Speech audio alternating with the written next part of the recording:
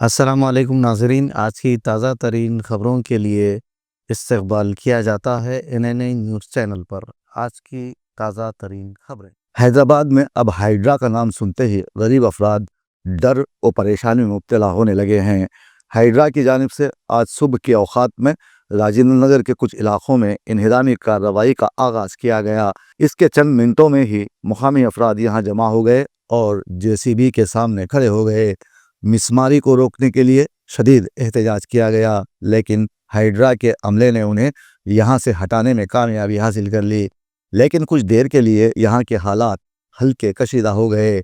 اب اس منظر کو دیکھنے کے بعد سمجھنے والی بات تو یہ ہے کہ یہ غریب لوگ کون ہیں، یہ آتے کہاں سے ہیں، اور اہم سوال تو یہ ہے کہ آخر یہ زندہ ہیں کس لیے؟ کیا ان حالات میں ایسے غریبوں کو زندہ رہنے کا حق حاصل ہے؟ یہ وہ سوالات ہیں جو ان غریبوں کو سمجھ نہیں آتے۔ انہیں صرف ووٹ ڈالنا آتا ہے، اور وہ بھی نوٹ لے کر۔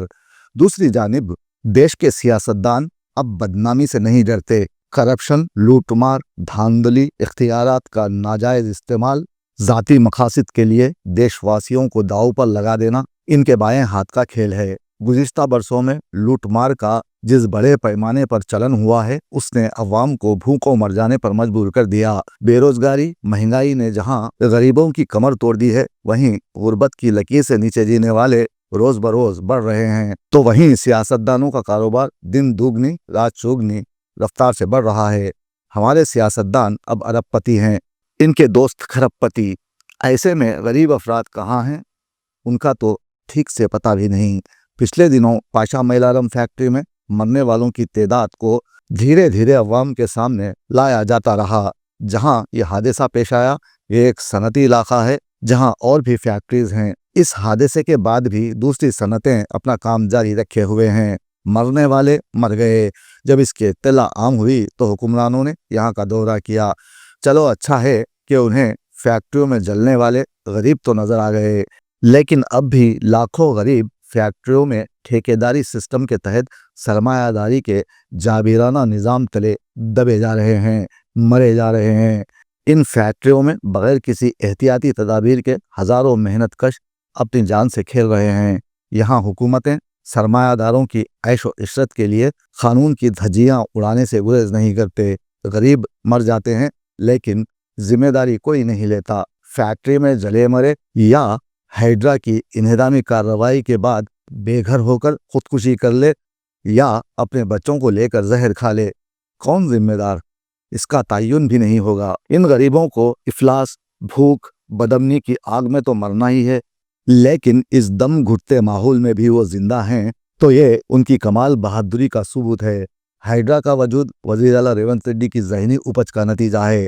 حکومت کی ناکامیوں کو چھپانے کے لیے ہائیڈرا کا استعمال شروع کیا گیا اور وقفے وقفے سے انہدامی کارروائی کا سلسلہ جاری ہے۔ دراصل ہائیڈرا ایسے مقامات کا جائزہ لے رہا ہے جہاں پر ناجائز قبضہ کرتے ہوئے تعمیراتی کاموں کو یقینی بنایا گیا ہے، جیسے تالابوں، نالوں، سڑکوں، گزرگاہوں پر تعمیر شدہ عمارات کو ہائیڈرا نشانہ بنا رہا ہے۔ یہ ویسے ہی اقدامات ہیں جیسے مودی نے بغیر کچھ سوچے سمجھے نوٹ بندی کا اعلان کیا تھا۔ جب غریب یہاں اپنے گھروں کی تعمیرات میں مصروف تھے تو اس وقت حکومت کہاں تھی؟ ان کی تعمیرات کی اجازت کس نے دی؟ نالے پر گھر بناتے وقت کون سی سیاسی پارٹی اپنے مفادات حاصلہ کے لیے خاموش رہی؟ وہ رجسٹرار کون تھا جس نے تالاب کے قریب کسی کو گھر بنانے کی اجازت دے دی؟ پولیس عہدیدار، ریونیو ڈپارٹمنٹ اس وقت کیا کر رہا تھا جب یہاں تعمیراتی کاموں کا آغاز ہوا تھا؟ کس عوامی رہنما یا مقامی اثر و رسوخ رکھنے والے نے یا پہلوان نے اس جگہ کو کوڑیوں کے داموں میں غریبوں کے حوالے کیا؟ ان سب باتوں کا حکومت کو احاطہ کرنے کی ضرورت تھی، تاہم ایسا نہیں کیا گیا اور غریب پھر ایک مرتبہ نشانے پر ہیں اور ہائیڈرا اپنے کاموں کو جاری رکھے ہوئے ہے۔ حکومت کو چاہیے کہ اس معاملے میں مزید تیاری کرے، خاطیوں کے خلاف کارروائی کو یقینی بنایا جائے۔ غریبوں کی بازآباد کاری کے بعد ہی ہائیڈرا ان کے گھروں پر JCB دوڑائے، ورنہ آج راجندر نگر کی عوام ہائیڈرا سے الجھ پڑی ہے۔ کل شہر کے مضافات میں ہر جگہ ہائیڈرا اور حکومت کے خلاف غریبوں کا غصہ احتجاج کی شکل میں دکھائی دے گا۔ اگر ایسا ہوتا ہے تو حکومت کی نیک نامی متاثر ہونے کا قوی امکان ہے۔ یہاں میں یہ کہنا چاہتا ہوں کہ حکومت اگر کچھ نہیں کر سکتی تو غریبوں کو لمحہ بہ لمحہ مارنے سے اچھا ہے JCB کے ذریعے انہیں کچل ہی دیا جائے اور کہہ دیا جائے کہ غریب پھر مر گئے۔ اس کے بعد ہائیڈرا یا کسی اور چیز کی ضرورت ہی نہیں پڑے گی اور لوگ کچھ دن یہ شعر کہیں گے اور اس واقعے کو بھول جائیں گے کہ کچھ انتظام تھا نہ کوئی دوڑ بھاگ تھی، کچھ انتظام تھا نہ کوئی دوڑ بھاگ تھی، یہ شہر جل رہا تھا کہ جنگل کی آگ تھی۔